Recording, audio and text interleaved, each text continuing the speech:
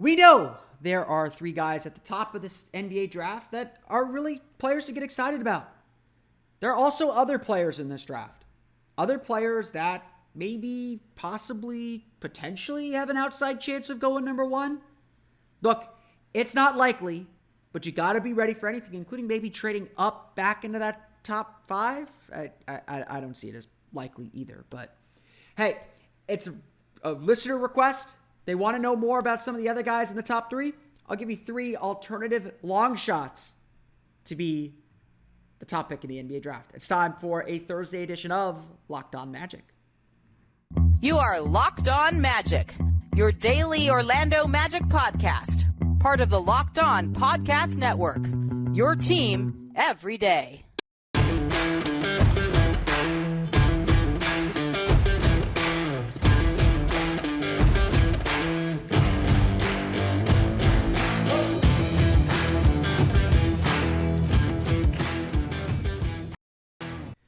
And you are indeed Locked On Magic. Today is June 9th, 2022. My name is Philip Rossman-Reich. I'm the expert and site editor over at OrlandoMagicDaily.com. Of course, follow me on Twitter at PhilipRR_OMD.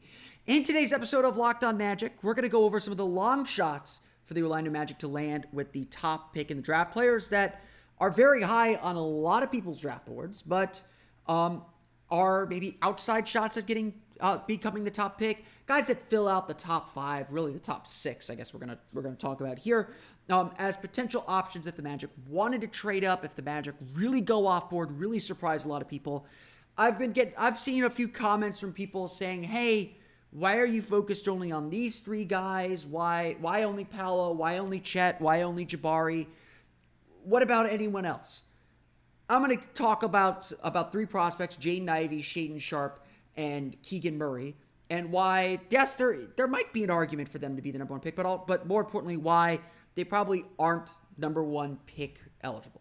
We'll get to them coming up here in just a moment, as we do want to dive deep and get into everyone that we can. As everyone's saying, cast a wide net, leave no stone unturned, and really dive into some of these prospects. We'll get to that coming up here in just a moment. But first, we want to thank you for making Locked On Magic part of your day every day. No matter when you listen to us, whether it's first thing in the morning, whether it's right when we upload, we truly appreciate you making Locked On Magic part of your day every day. Remember, there's a great Locked On podcast covering every single team in the NBA. Search for Locked On and the team you're looking for. So, look, I'm doing this podcast, and I want to talk about these players because I do think there is an outside chance that the Magic do marshal their resources and try and trade back up into the top five of the draft. It's a long shot. This really isn't the draft to do that.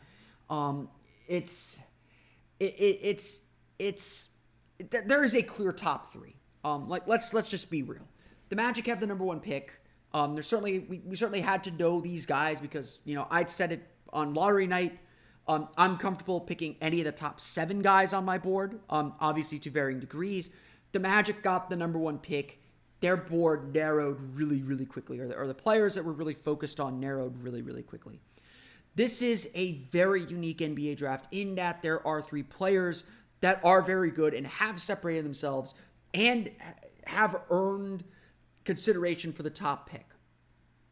We talked a lot about them yesterday. Some of the things that give people some pause about them, but why they ultimately push through. The prospects we're going to talk about today, they're not in that group. Again, I think these guys have their fans, and these guys have potential. I'm not saying that these guys don't have potential, and I'm not even going to say that, especially when it comes to Jaden Ivey and Shaden Sharp, that they won't possibly be better than the guys we're talking about. But with the information we have today, with the analysis that we have today, there's just not a level of consistency or just a level that we can trust to say, okay, these guys deserve recognition or consideration or serious consideration for the number one pick. It is really important, though, to dive into why. I'm a Northwestern fan. I joke around a lot. That whenever Northwestern gets a big recruit, this is football or basketball, or men's basketball, Whenever they get a big recruit, I joke around a lot that the most important thing Northwestern has to figure out is why they're coming to Northwestern. Why aren't they, if you're getting a 4-star player, why aren't they going to a more established school? And that's because Northwestern fans are very self-defeating and self-effacing and all that stuff. But there's a kernel of truth in there. And so if the Magic are considering one of these players, it's important to understand why Paolo, Chet, and Jabari have separated themselves from the pack. So let's start with the guy who is pretty widely considered the 4th guy on a lot of people's boards. He is not 4th on my board. I'll get to why in a minute. But Nivea Purdue is really considered the best player outside of that top 3. And there's a couple reasons why. First off, this is a guard-dominated league. This is a guard-oriented league. If there is a weakness with how the Magic are building right now and the guys that the Magic have invested in the backcourt, it is that, yes, they have a guard, Markelle Fultz, who's really good at controlling the pace of games and directing traffic, but he is a non-shooter. Or, again, I think he's willing to shoot, but he's not a good shooter. Teams want him to shoot threes. Jalen Suggs had one of the worst three-point shooting seasons in the entire NBA this year. It's not that he can't get there. He's still really young. Don't give up on Jalen Suggs. But don't feel like the Magic are locked into their guards. The Magic are not in a position where they can say, oh, we're set at position X. Outside of Franz Wagner and probably Wendell Carter, I think that the Magic can't feel set at any position. So Nivea has to be in the consideration because this is a really talented guard. Ivy is a supremely talented athlete. He's really good at getting to the basket. He's really good at finishing at the rim. He is a dynamic guard prospect, and I don't think that you should completely dismiss him. There's been a lot of people who want to compare him to Ja Morant. Again, just kind of a soup du jour, soup of the day thing. Sounds lovely. Type deal. You see this a lot with when people try to make these player comparisons. Is find something contemporary to really kind of drive home who he is. And to some extent, I see it. Ivy is a little bit of a Ja Morant light. You give him a runway downhill, he's going to dunk all over you. He is his burst of speed is really, really good. And it's near an elite level. But they're, and again, the numbers are pretty good too. 17.3 points per game, 4.9 rebounds per game, 3.1 assists per game. Scored in double figures in 33 of 36 games, scored at least 20 points in 14 games. Purdue was a three seed, got to the Sweet 16. It's a very, very good team. And Ivy was doing a lot of this with one of the best centers in the nation, a 7-footer who just could not move out of the paint, but was just such a great shot blocker. In Purdue. So again, we talked a little bit about this yesterday about how context kind of matters, how Jabari Smith and Chet Holmgren were kind of hampered by paint-bound centers, kind of clogging up the lane, an already clogged lane in college. Ivy certainly suffers from that too. But I would say, though, that when you dive a little bit deeper into the numbers, Ivy is not the same player as Ja Morant. And Morant's numbers are tougher to look at because Murray State is not in a strong conference. The fact that Morant still played really well against Florida State in the NCAA tournament was a big reason why he kind of solidified himself at number 2. He proved that he could do it in a big moment. Just didn't have the team to beat a really good Florida State team that was really focused on stopping him. Again, and he was also in a draft with Zion Williamson, who was largely considered a pretty generational talent at the time. There are, though, cracks in Ivy's game that I think are worth noting because he is not Ja Morant.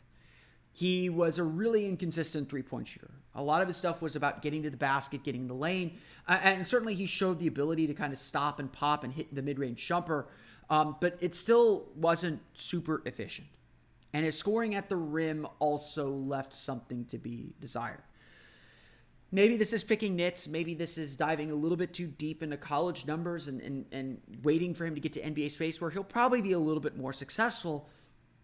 But there is some concern about his ability to create his own shot, get to the basket consistently, finish at the rim consistently, and be a three-point shooter.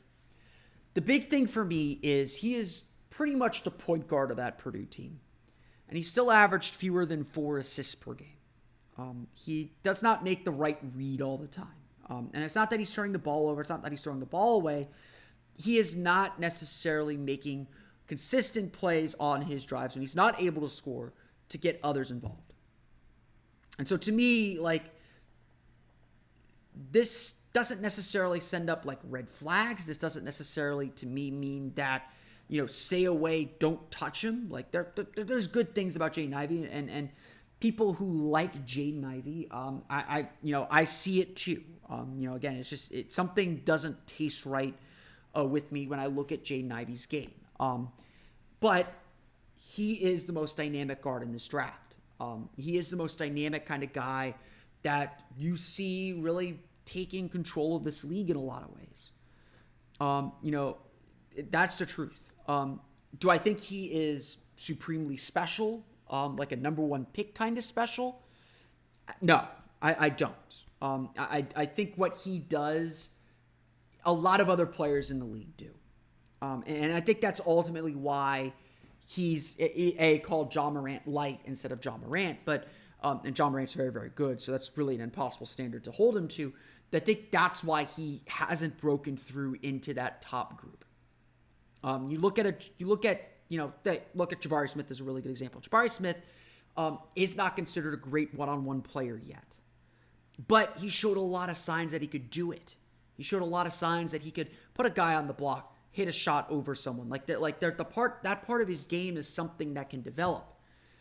Ivy, in a worse league in the college ranks, was really struggling to finish at the rim consistently, and that's something that he's going to have to be very good at. Think about Jalen Suggs. I think we understood by the end of the season why Toronto picked Scotty Barnes over Jalen Suggs, and not just because Scotty Barnes had a better season. It's that there were probably some real concerns about Jalen Suggs that we glossed over or didn't really look at closely. Now, I think the Magic still 100% made the right pick there. I'm still really optimistic about Jalen Suggs. I think there's a lot that he showed a lot. His ability to get to the rim consistently was really good, but he too struggled finishing at the rim. And what his ultimate ceiling is going to be is, will he be able to finish at the rim? Will he be able to hit threes consistently? Suggs and Ivy are about the same prospect. Ivy was was given a lot more scoring responsibility at Purdue last year. But I think that they're kind of on the same level prospect-wise, at least after Suggs' rookie year. Last year, coming out of college, Suggs was a better college player. And again, some of that is context-dependent, being at a really stacked Purdue team, Gonzaga team, but Suggs was a better college player. But Ivy, to me, just doesn't break through that mold. He is the mold. He doesn't break through the mold, and that's what you want out of first pick. That's why I think Paolo Banchero has slowly slipped down the board. Why Jabari and Chet seem to be the debate among Magic fans right now. I see you Banchero bunch out there. I'm not discarding you. I still really like Paolo, but I think that there's this feeling that we know all the contours of these guys' games, which is unfair, of course, but their ability to break free isn't there. And that's going to take us to our next guy, a guy that I think really is going to be successful in the NBA and really carve himself a really nice role. Might even be this draft's Franz Wagner in a lot of ways, but doesn't have that next gear to get him into the top group. We're going to talk about Iowa's Keegan Murray coming up here in just a moment. But first, a quick word from our pals at, if my copy will load, Rock Auto. With the ever-increasing numbers of makes and models, it's now possible for your local chain auto parts store to stock all the parts you need. So why endure often pointless or seemingly intimidating questioning and wait while the person behind the counter orders the parts on their computer, choosing the only brand their warehouse happens to carry? You have a computer with access to rockauto.com at home and in your pocket, so the auto parts store is right there. Save time and money when using Rock Auto. Rock Auto is a family business serving do-it-yourselfers for more than 20 years. Their prices are reliably low for every customer, and they have everything you can need, from brake parts, tail lamps, motor oil, and even new carpet. Go explore their easy-to-use website today to find the solution to your auto part needs. Go to rockauto.com right now and see all the parts available for your car or truck. Write Locked On in their How Did You Hear About Us box so they know we sent you. Amazing selection, reliably low prices, all the parts your car will ever need at rockauto.com. We want to thank you again for listening to today's episode of Locked On Magic. Get excited because next week starts our favorite project here at the Locked On Podcast Network. It's the Ultimate NBA Mock Draft. It starts June 16th with me making the pick. That's what I do. With the number one pick. With more than 50 insiders, nothing equals the Ultimate NBA Mock Draft. The Locked On NBA Big Board Draft experts plus the Odyssey insiders. First pick is June 16th. Hey, that's me. I've already recorded it. Don't worry. Search Ultimate NBA Mock Draft and follow now so you don't miss a pick again. That debuts next week, June 16th, with the first episode, which will include the first pick in the draft. See what else I did. We're still making our way through it here as we get set for it. But right now, I want to talk about one of my favorite prospects in this draft, a guy that I really, really like, not just because he looked especially good against my Northwestern Wildcats, a guy that I think is going to be really successful. Again, if there's a guy who is this year's Franz Wagner, a guy that I don't think people are sleeping on him anymore, but a guy who's just going to come in and make an impact. He may not be a superstar, but will make an impact is Keegan Murray.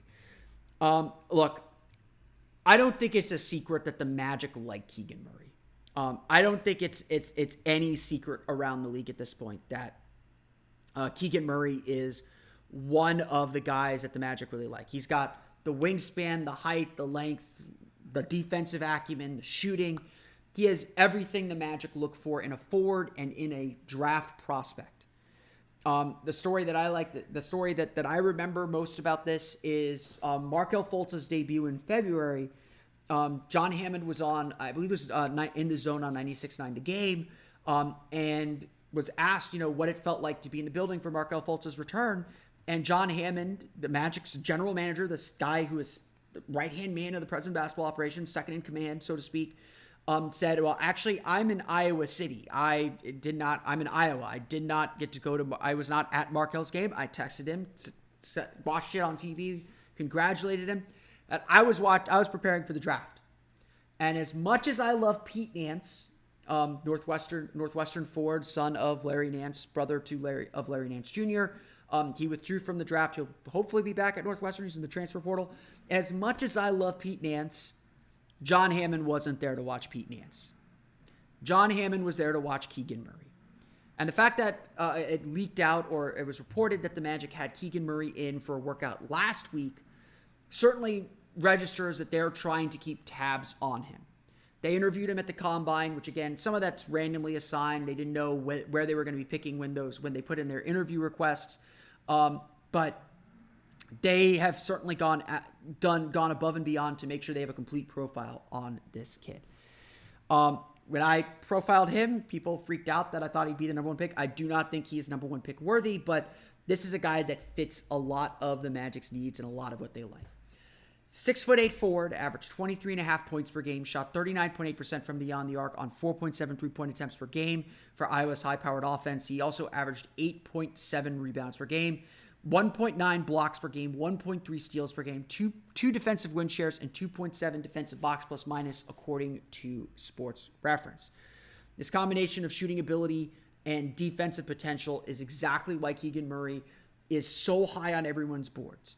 I think he is about as safe as a pick as you can get. He's a little bit older. He's a little bit more experienced. He's just a sophomore in college, but a little bit old for his class. But he's going to get after it defensively. He's going to hit threes. He someone got a little bit offended that I called him a 3-and-D player or a role player, and I said no. This is a high-level 3-and-D player, high-level role player like Markelle Bridges. This is the kind of guy that you need to win championships. A guy who's going to flirt with being an all-defensive team player, which, again, I don't know if he has that potential, but he'll be a very good defender, and can hit outside shots and hit threes to space the floor. That's all anyone's asking for. That's all anyone wants from a guy like Keegan Murray. Again, you look at his tape from Iowa, he's coming around screens, he's hitting spot-up shots, he's dynamic as a slasher. I think that's an area of his game that will continue to grow. Get him on a backdoor cut to the basket, he will finish with force at the rim. His problem is creation. He is not going to be a creator for anyone. He's not going to really work too much off the dribble, and while he's very good in transition, he can still struggle a little bit finishing around the basket, especially when there are contests there. And so that's ultimately why he's not a number one pick contender. That's ultimately why he is not in the running to be a top pick in this year's draft. His role is to be that floor spacer, and that's ultimately, I think, where he's going to land in the NBA. Again, I don't think he's going to get past Sacramento before. I think he's the perfect player for Sacramento. You have him alongside Domantas Sabonis. They still got Harrison Barnes, who may or may not still be there. Davion Mitchell, De'Aaron Fox, a three-point shooter like Keegan Murray to spread the floor is going to make them a lot better. Still don't quite know why they got rid of Buddy Hield the way that they did, but they like Sabonis enough that made sense to them. He is really, really good. And again, it's not an insult for me to say that he is, to me, again, that high-level role player. But he is just not a creator. He was not dry. He took a lot of shots. He was the leading scorer for that Iowa team, a really good offensive team that runs kind of some NBA stuff. But he was not the one creating those shots. So then you might be asking, what's the difference between him and Jabari Smith? First off, it's size. Jabari Smith was a better three-point shooter than Keegan Murray at the college level, but it's size. Jabari Smith is 6'10". He can put guys on the block, shoots over them, and is really, really good at that. Keegan Murray is good at when the smaller defenders able to shoot over them. Bigger defenders, he's taking them back out three-point line or keeping it moving. Jabari Smith showed better creation potential than Keegan Murray. And while I think it is a fair criticism to say that Jabari Smith has struggled or hasn't quite learned how to create separation from his shot, his size makes up for it. On top of that, as good as Keegan Murray is defensively, Jabari Smith is potentially a lot better. He is bigger, he is longer, he is faster. He does everything that Keegan Murray does a step above, if not two steps above. And that's the difference between these prospects. That's the difference here between being a lottery pick, a really good lottery pick, and being a guy who is going to go number one in this draft, or potentially number one in this draft. They're very similar prospects, and so you can see why the Magic like both. But I do think that Jabari Smith is heads and tails better than him, and that's ultimately why Keegan Murray is in that second group, in that second tier. Again, I like Keegan Murray a lot. It would not completely surprise me if the Magic are exploring ways to maybe get back into that top five to try and take him, but only him. But it's probably not the best fit, or it's probably too expensive for what the Magic want. Again, but I will say this, as always, about draft strategy: go get your guy. Doesn't matter what it costs to get him. We're going to talk about one more player who could potentially sneak into that top three, and that is a guy that a lot of people were getting excited about. A scout put some water on that fire, and I think teams are beginning to learn a little bit more about him. It's time to talk about Shaden Sharp. But first, a quick word from our pals at Built Bar. Don't you love a chewy, chocolatey brownie? What about a caramel brownie with caramel swirled on top? So good. What if I told you can have all that chewy, chocolatey deliciousness plus 17 grams of protein? Well, you're in luck, because caramel brownie bars are available at Built.com right now. And you got to act fast because they are a fan favorite. A fan favorite. I don't know how to speak today. Forget about dessert. These are better than dessert, plus the macros are unreal. 130 calories, 17 grams of protein, 4 grams of sugar. Replace your brownie with a Built caramel brownie bar in a heartbeat. It'll be better for you, and you'll still get that delicious chocolatey taste. The best part, the caramel brownie bars are covered in 100% real chocolate, like for real. So you get the chocolate taste, the real chocolate, without the calories, and with the good stuff in there too. And all of Built's bars are made with collagen protein, which your body absorbs more efficiently and provides tons of health benefits. There are a million reasons that you should try Built bars, but for now, let's just say that caramel brownie will rock your world, and that's not an understatement. Go to Built.com, use promo code LOCK15, and get 15% off your order. Again, use promo code LOCK15 for 15% off at Built.com. So, the final guy to talk about then, the final guy who's probably in that second tier of prospects, is Kentucky guard Shaden Sharp. Shaden Sharp is certainly a player of contention and of interest around the league. He is making some news right now, to be frank. The Athletic had a scout kind of review the guards in this draft, and there was one, I think it was a Western Conference scout. There's one scout who said, I don't know how you can pick this guy or consider him that high. He hasn't played in a year and a half.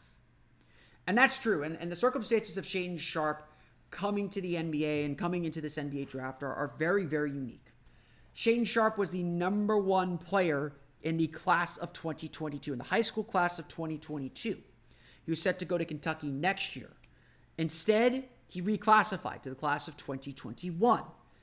That put him like third or fourth in the high school class, but still a really high-level prospect, a dynamic athlete, really good jumping off 2 feet for a guard. He's 6'6", really good jumping off 2 feet and finishing at the rim, good three-point range. You watch his high school tape and you see all the excitement, all the reasons to be excited about this kid.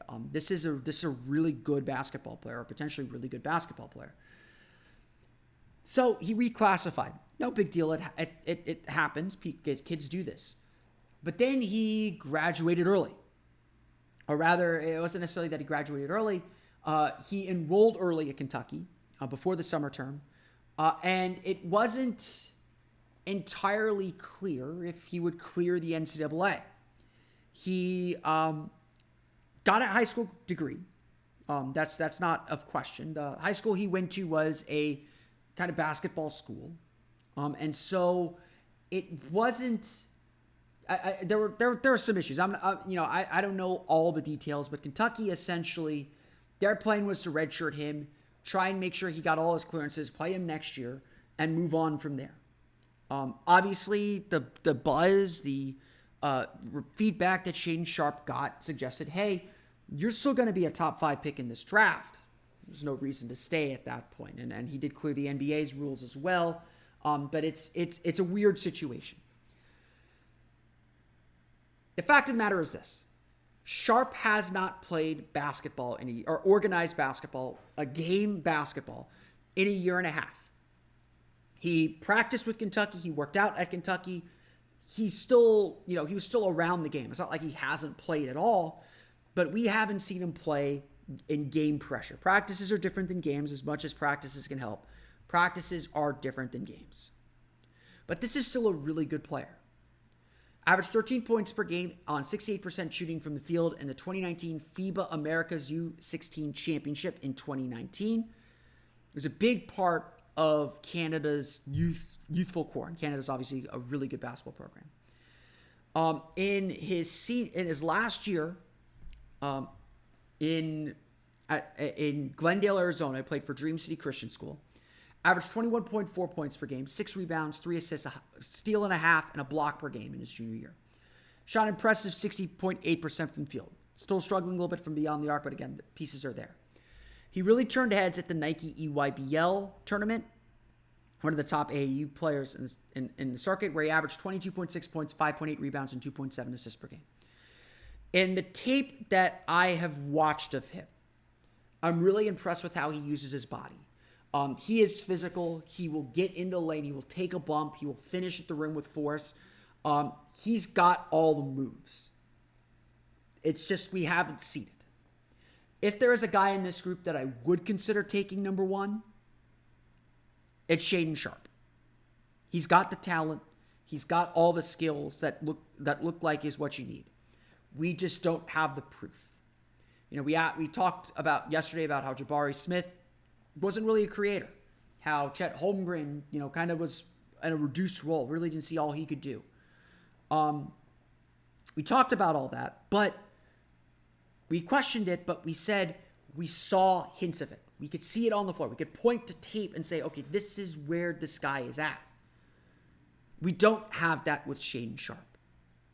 We don't have that kind of proof of concept with him because high school tape, it's not that helpful at the end of the day. And that's the big mystery about Shaden Sharp. And that's why, again, he's not a number 1 pick because we don't know. We don't have any clue where he's at or what he's looked like.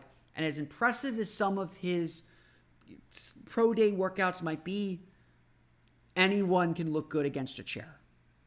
Just ask Guitian Leon. Anyone looks good in an empty gym. And that's just not what you spend a number one pick on. That is too big of a risk. Now, again, I will say this over and over and over again. If he's your guy, go get him. Take him, trade down for him, do whatever you got to do. If he's the guy, get him. I don't think he's the guy.